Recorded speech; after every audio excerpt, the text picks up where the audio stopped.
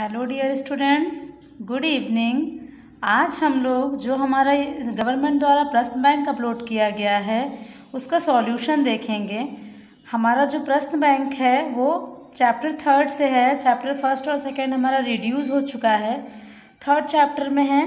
तो 3rd chapter का प्रश्न बैंक में देखिए कुछ MCQ क्वेश्चन हैं। हमारे जो 5 MCQ हैं आप देखते चलिए, सभी के स्क्रीनशॉट लेते चलिए। मैं वेरी शॉर्ट क्वेश्चन से आपको एक्सप्लेन करूंगी। देख लीजिए ये MCQ क्वेश्चंस हैं। अगेन उसके बाद ये फिल इन द ब्लैंक्स इधर दिए हुए हैं। देख लीजिए फिल इन द ब्लैंक में फ्लोरोडियल स्टार्च संचित रूप से रोडोफाइसी शैवालों में पाया जाता है। सबसे ऊंचा जिम्नोस्पर्म पाइनस है। सबसे ऊंचा एंजियोस्पर्म यूकेलिप्टस है। ये क्वेश्चन अभी हाफ ईयरली एग्जाम में भी आया था।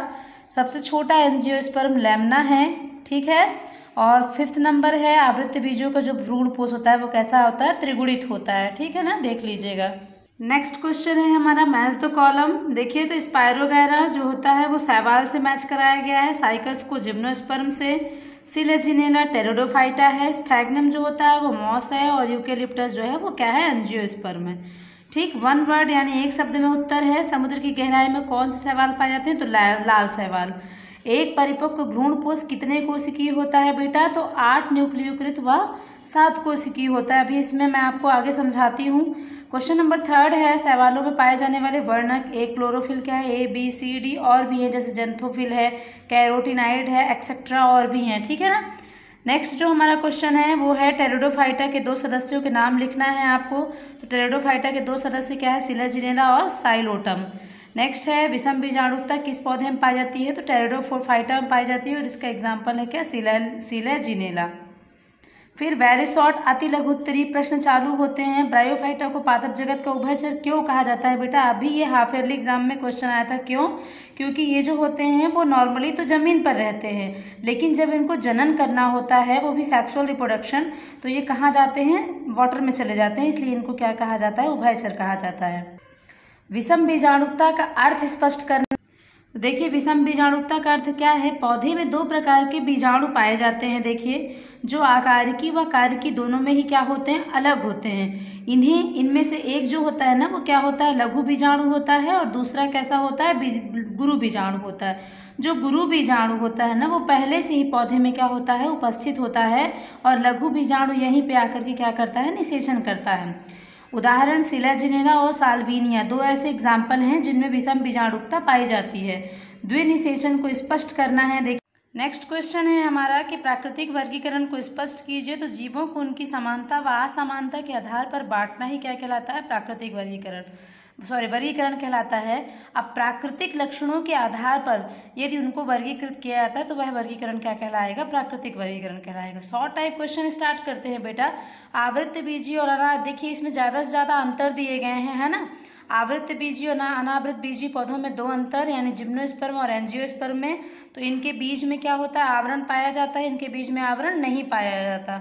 इनमें जो बीजांड होता है वो अंडाशय में क्या होते हैं, बंद होते हैं, और इनमें बंद नहीं होते। ये द्विलिंगी, एक लिंगी या उभयलिंगी मतलब तीनों प्रकार के हो सकते हैं, और ये केवल एक लिंगी ही होते हैं। उदाहरण देख लीजिए, उदाहरण है हमारा गेहूं, चावल आदि।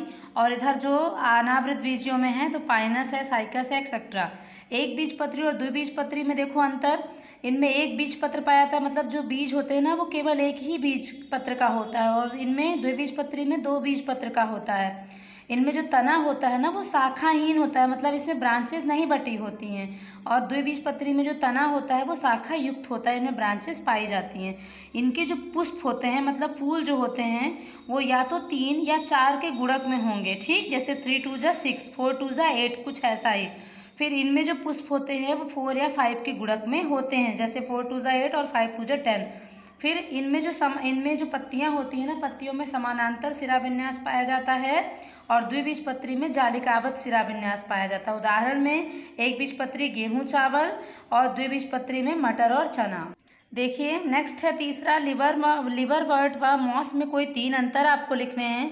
तो इनमें लिवरवर्ट में पत्ती के समान लोब पाए जाते हैं, ठीक है ना, और इनमें पत्ती के समान तने पाए जाते हैं। ये कैसे होते हैं, डॉर्सी वेंट्रली होते हैं, और ये रेडियल होते हैं, मतलब सीधे होते हैं। इन्हें पत्तियां कैसी होती हैं, जो पत्तियां होती हैं वो पंक्तियों में चपटे पैटर्न में होती हैं। पंक्तियां मतलब एक लाइन से चपटे पैटर्न में, और इनमें जो पत्तियां होती हैं ना वो सर्पिलाकार मतलब सांप के आकार की मुड़ी मुड़ी सी होती हैं। एग्जाम्पल रिक्सिया और पोरेला, और इधर क्या हो जाएगा फ्यूनेरिया और पॉलीट्राइकम। नेक्स्ट है 4th नंबर क्वेश्चन, पीढ़ी एकांतरण की प्रक्रिया को स्पष्ट करना है आपको।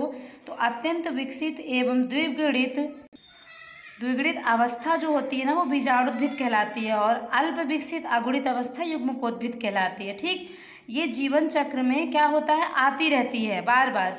भाई क्या हुआ कि पहले द्विगुणित आई, फिर अगुणित आई, फिर द्विगुणित, फिर अगुणित, फिर द्विगुणित, तो ऐसे ये बार बार होता रहता है। इनका ये चक्र चलना ही क्या कहलाता है, पीढ़ी एकांतरण कहलाता है। जो बीजाणुद्भिद अवस्था होती